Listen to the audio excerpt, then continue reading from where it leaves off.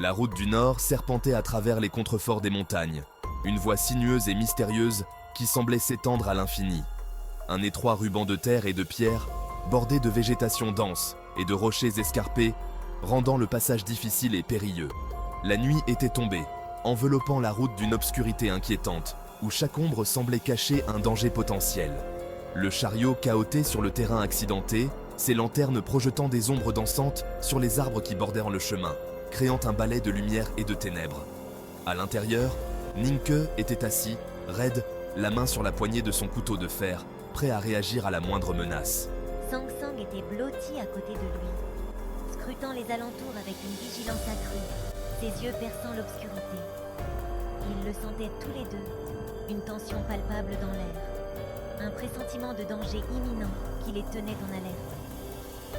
Le silence de la nuit n'était rompu que par le cliquetis rythmé des sabots des chevaux et le grincement des roues du chariot, une symphonie inquiétante dans l'obscurité. Chaque son semblait amplifié dans le calme, accentuant leur anxiété et leur faisant tendre l'oreille à chaque craquement et bruissement.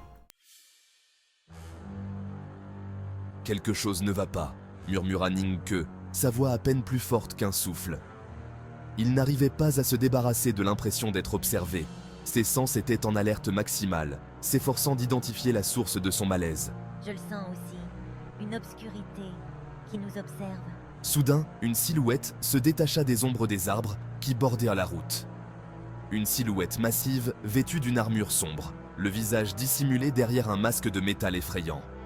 La silhouette se déplaçait avec une vitesse surprenante, ses pas silencieux malgré sa taille. Ninke en eut le souffle coupé. Il n'eut qu'un instant pour réagir avant que la silhouette ne soit sur eux.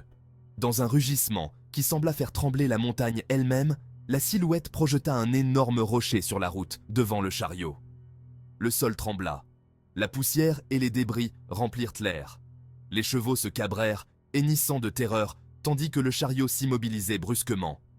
Ninke et Sang Sang furent projetés contre la paroi du chariot, l'impact leur coupant le souffle.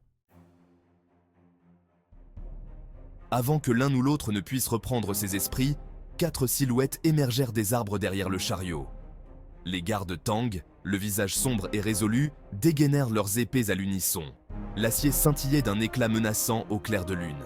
Ils se déplaçaient avec la précision de guerriers chevronnés, leurs années d'entraînement étant visibles dans chacun de leurs mouvements. 2 des gardes se déployèrent pour protéger le chariot, tandis que les 2 autres s'avancèrent sur la silhouette massive, leurs épées aussi rapides que l'éclair. Ninke se releva en trébuchant, ses jambes tremblantes sous le poids de la fatigue et des blessures.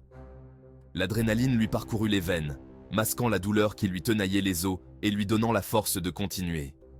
Il repoussa Sang Sang dans le chariot, ses mains tremblantes mais déterminées. « Reste ici, ne bouge pas quoi qu'il arrive. » ordonna-t-il, la voix tendue par l'urgence et la peur de perdre son ami. Il dégaina son couteau de fer, le poids familier de l'arme le rassurant quelque peu dans cette situation désespérée. Son cœur battait à tout rompre. Un roulement de tambour mêlant peur et détermination, chaque battement résonnant dans ses oreilles. Il savait qu'il ne faisait pas le poids face aux géants en armure, ni aux épéistes expérimentés, mais il serait damné s'il laissait quelque chose arriver à Sang Sang. Il se tenait prêt à tout sacrifier pour elle. Il se campa devant le chariot, son petit couteau semblant pathétiquement inadapté face aux dangers qui les entouraient, mais il n'avait pas d'autre choix que de se battre jusqu'au bout. Murmura-t-il, sa voix à peine audible dans le vacarme. Dans ce chaos, ses mots semblaient presque magiques, porteurs d'une force invisible. Les mots restèrent suspendus dans l'air, lourds de sens. Un maître psychique, un être d'une puissance incommensurable. Un être capable de déployer une puissance inimaginable, une force qui défiait les lois de la nature et de la réalité elle-même. Les 2 gardes Tang, qui affrontaient la silhouette massive, reculèrent d'eau soudainement, leur cœur battant la chamade. Leurs visages étaient figés par la stupeur et l'incrédulité, incapables de comprendre ce qu'ils voyaient.